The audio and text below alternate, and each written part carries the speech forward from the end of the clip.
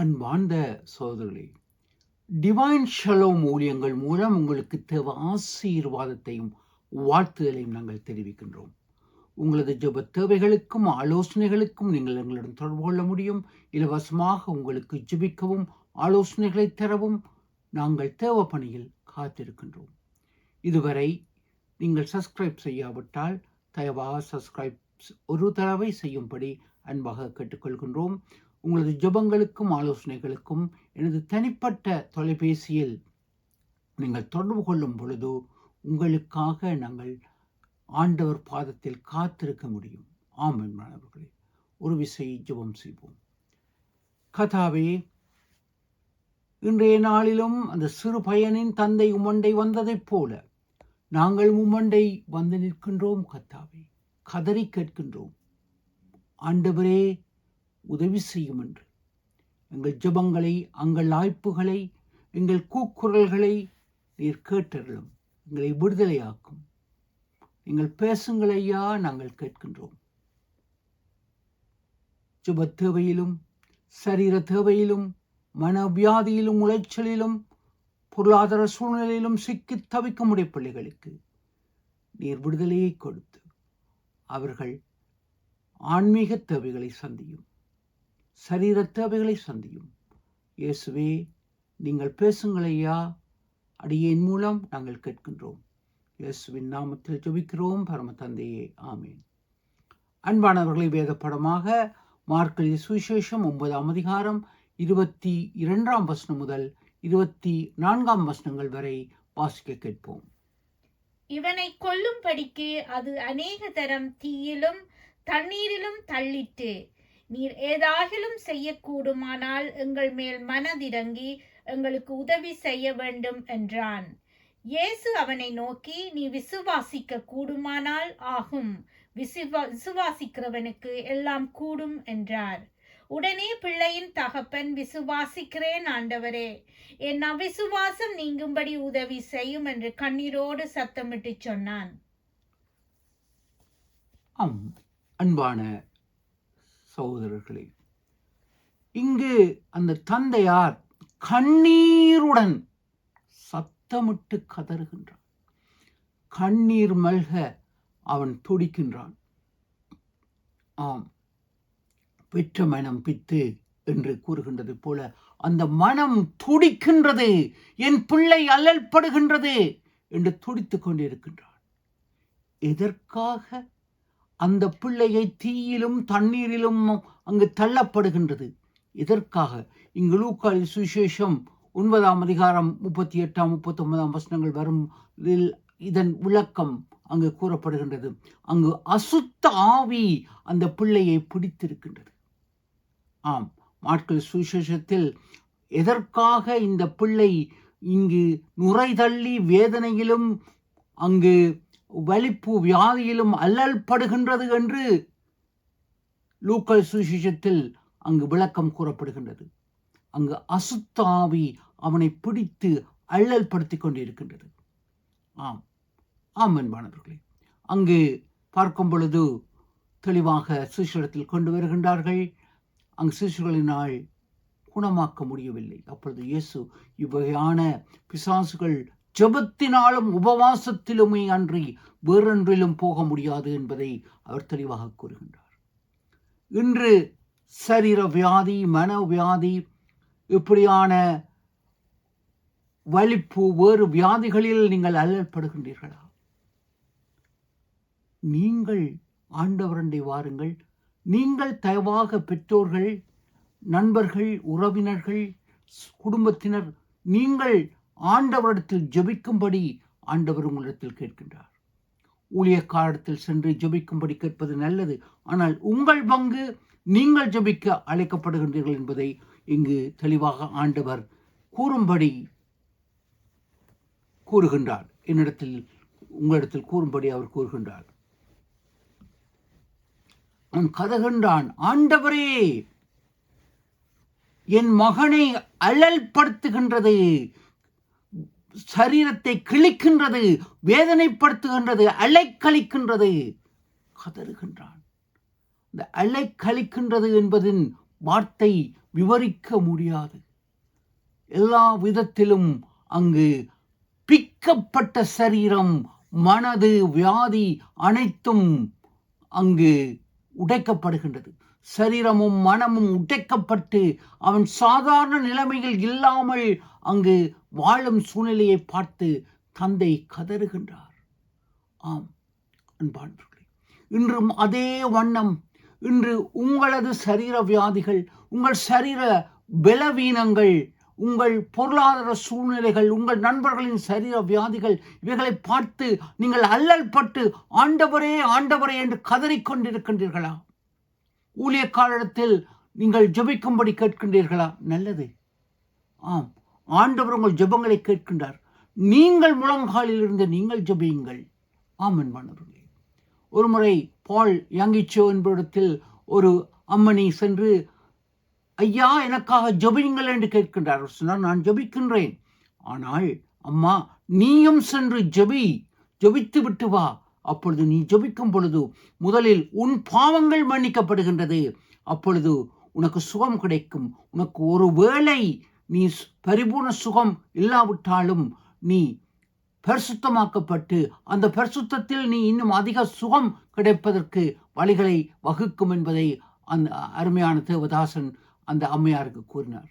ஆம், எல்லாவற்றுக்கும் மருந்து ஜெபிப்பது, ஆண்டவரிடத்தில் செல்வது. அந்த தந்தையார் அதை ஜெபமாக ஆண்டவரிடத்தில் செல்கின்றார், கதறுகின்றார்.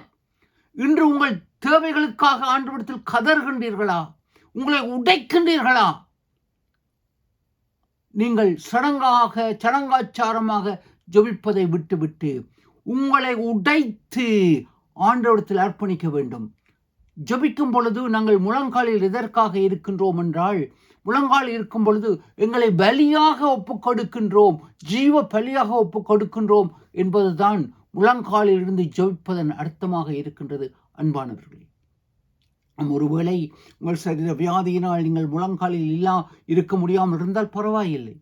ஆனால் உங்களை அர்ப்பணித்து ஜெபிப்பதுதான், தந்தையைப் போல கதறி அழும் பொழுதுதான் அந்த ஜெபங்கள் கேட்கப்படுகின்றது. அன்பானவர்களே, உங்கள் கண்ணீர்கள் ஆண்டவரை தூங்க விடாது, அவரை தட்டி எழுப்பும்.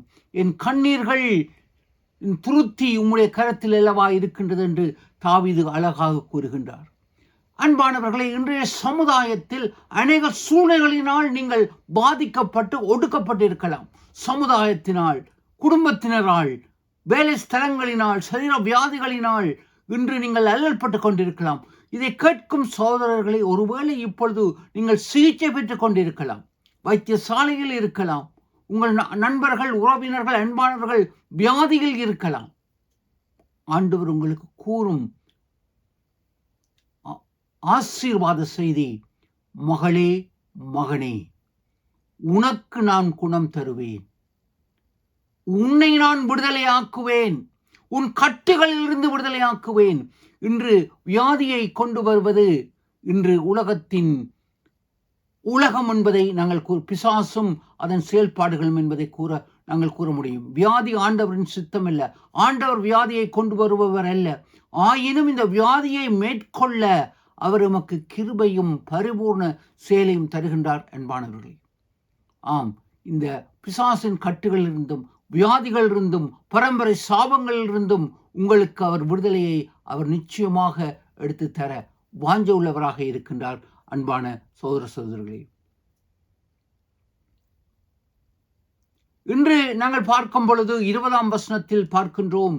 மாற்கு எழுதிய சுவிசேஷம் 9ஆம் அதிகாரம் 20ஆம் வசனத்தில் அந்த பிள்ளையின் தந்தை அந்த மகனை சீஷரிடத்தில் கொண்டு வருகின்றார்கள்.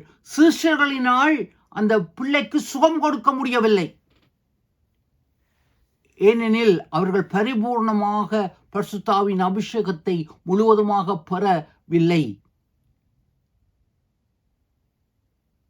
இயேசுதான் அவர்களுக்கு சுகம் கொடுக்கின்றார். இன்று உங்கள் சரீர சுகங்கள், வியாதிகள், உங்கள் துன்பங்களிலிருந்து விடுதலை தருபவர் இயேசு மட்டும்தான். ஊழியக்காரர்களோ, பாஸ்டர்ஸோ, பரிசுத்தவான்களோ அல்ல. இயேசு மட்டும்தான் உங்களுக்கு விடுதலை தருகின்றார். ஊழியக்காரர்களை ஆண்டவர் தனது கருவியாக பயன்படுத்துகின்றார். நீங்கள் இதை பாவிக்கும் இந்த மொபைல் போனையோ உங்கள் கம்ப்யூட்டரை போன்று ஊழியக்காரர்களும் ஒரு ஆண்டவரின் கருவிகள். அவர்கள் மூலம் உங்களுக்கு சுகத்தை தருகின்றார். அவர் உங்களை சுகம் தர அன்பாக அழைக்கின்றார். நிச்சயமாக உங்களுக்கு சுகம் தருவார். இங்கு அழகாக கூறப்படுகின்றது, உன்னை அநாதி சிநேகத்தினால் நான் சிநேகித்தேன். ஆம், தீமோத்தேயு நிருபத்தில் அழகாக எரேமியா தீர்க்கதரிசியின் புஸ்தகத்தில் இருந்து சொல்லப்படுகின்றது, உன்னை அநாதி சிநேகத்தால் நான் உன்னை சிநேகித்தேன். அன்பு செலுத்தியவர்களுக்கு அநாதி சிநேகம் எது என்பது புரிந்திருக்கும். உங்கள் சிறுவயது நண்பர்கள், சிறுவயது உறவுகள், அந்த தன்னலமற்ற உறவுகள் புனிதமானது. ஆண்டவர் எங்களை குழந்தை பிள்ளையாக எம்மை கரம் பிடித்து எம்மை அநாதி சிநேகத்தால் சிநேகித்தார். ஆம், இன்று நீங்கள் வியாதியில் இருக்கும் உங்களுக்கு அவர் விடுதலை தருகின்றார். என் சகோதரனே, சகோதரியே, கவலை வேண்டாம். வைத்தியர்கள் எதை கூறலாம்? அன்று சீஷர்களினால் முடியாதது போல வைத்தியர்கள் தங்கள் சிகிச்சையினால் எதையும் உங்களால் பரிபூர்ணமாக குணமாக்க முடியாமல் இருக்கலாம். ஆனால் ஆண்டவர் உங்களுக்கு பரிபூர்ண சுகத்தை தருவார். இந்த சிறு பையனுக்கு ஆண்டவர் சுகத்தை கொடுத்தது போல.